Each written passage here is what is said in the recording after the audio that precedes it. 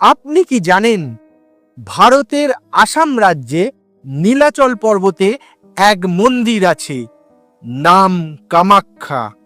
সেখানে এক দেবী আছে যার পুজো হয় দিনে এবং রাতে।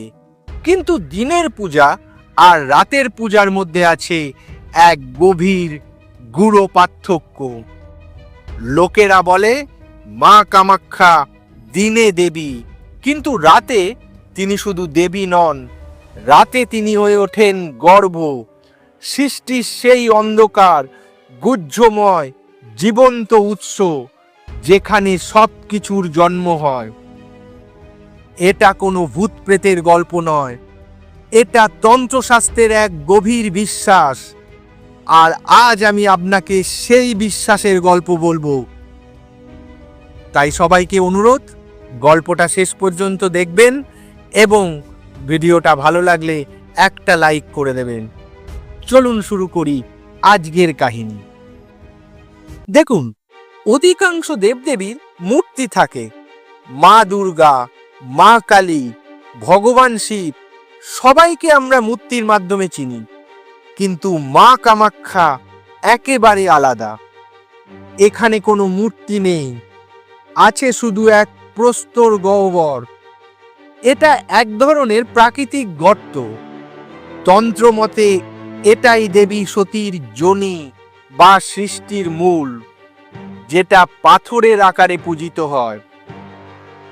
তাই এখানে দেবীর পূর্ণাঙ্গ রূপ নেই, আছে শুধু শক্তির কেন্দ্র, সৃষ্টির সেই আদি উৎস যেখান থেকে সব কিছু বেরোয়।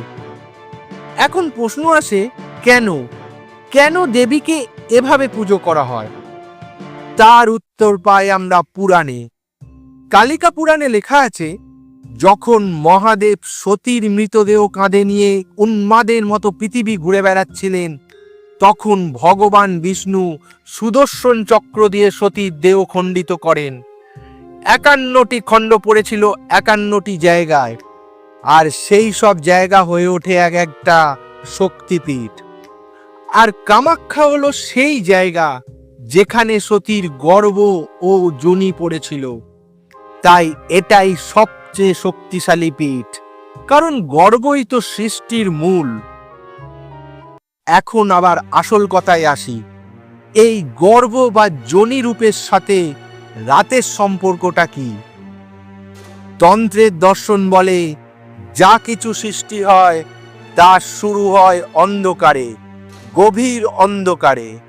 বীজ অঙ্কুরোদ্গম করে মাটির নিচের অন্ধকারে, শিশু বড় হয় মায়ের গর্ভের অন্ধকারে।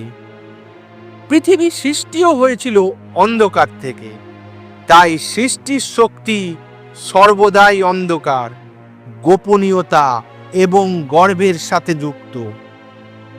আর রাত হলো সেই মহাকালীয় অন্ধকার। যখন পৃথিবী ঘুমোয়, সমাজের সব নিয়ম কানুন স্তব্ধ হয়ে যায়, তখন জাগ্রত হয় সেই আদিম শক্তি। তাই বিশ্বাস, মা কামাখ্যা রাতের অন্ধকারে তার আসল রূপ ধারণ করেন, স্রষ্টার রূপ, গর্ভের রূপ। দিনে তিনি মা, আর রাতে তিনি সৃষ্টির সেই অন্ধকার উৎস। এটাই কারণ কেন কামাখ্যায় এত গুহ্য সাধনা হয় রাতে, বিশেষ করে অমাবস্যার রাতে, কিংবা বছরের সেই বিশেষ 3 দিন যখন অম্বুবাচী মেলা হয়, যেটা আসলে দেবীর রজস্রাবের উৎসব। সেই সময় মন্দির বন্ধ থাকে, কারণ ধারণা করা হয় মা তখন রজস্বলা আর প্রকৃতিও তখন বিশ্রামে থাকে। আর সেই সময়ই গুপ্ত সাধকেরা নিভৃতে সাধনা করেন। তারা বিশ্বাস করেন রাতের নিশ্চুপতা আর অন্ধকারে দেবীর শক্তি সবচেয়ে প্রকট হয়। তখন শুধু উপাসনা নয়, তখন সাধনা হয়, দেবীর সাথে সরাসরি যোগ হওয়ার চেষ্টা। এখানে একটু ভুল বোঝাবুঝি হয়। অনেকে মনে করেন তাহলে দিনে কামাখ্যা মায়ের পুজো দিলে কিচ্ছু ফল হয় না? এটা একদম ভুল। দিনের পূজা হলো ভক্তির পূজা, সমষ্টির পূজা, সাধারণ মানুষের পূজা। আর রাতের সাধনা হলো জ্ঞানের সাধনা, ব্যক্তির একান্তর সাধনা, রূপান্তরের সাধনা। মা দুটোই গ্রহণ করে, কিন্তু সময় ভেদে তার প্রকাশ ভিন্ন। এবার আসি সবচেয়ে গুরুত্বপূর্ণ কথায়। যদি রাতে দেবী এত কাছাকাছি আসেন, তাহলে কেন সবাই রাতে সাধনা করতে পারে না? কেন এত নিয়ন্ত্রণ? তার উত্তর হলো, মা কামাখ্যা প্রথমে আপনাকে সত্য দেখান। রাতের অন্ধকারে যখন আপনি তার সামনে দাঁড়ান, তখন আপনার ভেতরে সব ভয়, সব লুকোনো ইচ্ছা, সব অহংকার, সব কিছু উকি দিতে থাকে। দেবীর শক্তি সেটাকেই উস্কে দেয়। আপনি কে সেটা দেখানোর জন্য নয়, আপনি আসলে কে সেটা আপনাকে দেখানোর জন্য মা কামাখ্যা রাতে হাজির হন। এই সত্য অনেক মানুষ সহ্য করতে পারে না, তাই এই পথ সবার জন্য নয়। এটা কেবল তাদের জন্য যারা নিজের অন্ধকারকে আলিঙ্গন করতে রাজি। তাহলে কি দাঁড়ালো? দেখুন, কামাখ্যার এই রাতের রূপ আমাদের শেখায় এক গভীর জীবন দর্শন। রাত মানে শুধু অন্ধকার নয়, রাত মানে সেই স্থান, সেই সময় যখন আপনার চারপাশে সব মুখোশ খসে পড়ে, যখন আপনি শুধু আপনার সাথে থাকেন, আপনার আসল রূপের সাথে থাকেন।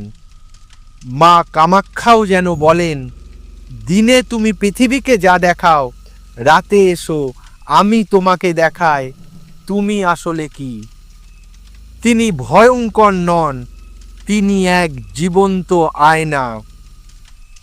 তো এই ছিল মা কামাখ্যার অদ্ভুত গুরু রাতের রূপের গল্প।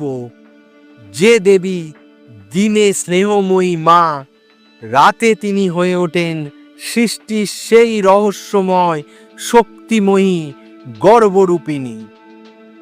গল্পটা যদি আপনাদের ভালো লেগে থাকে, তাহলে গল্পতে অবশ্যই একটা লাইক করবেন, বন্ধুদের সঙ্গে শেয়ার করে দেবেন এবং কমেন্টে লিখে দেবেন, জয় মা কামাখ্যা মায়ের জয়।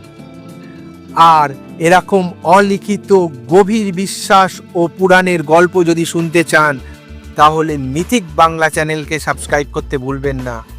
মিথিক বাংলা, যেখানে পুরাণ জীবন্ত হয়। নমস্কার, ভালো থাকবেন।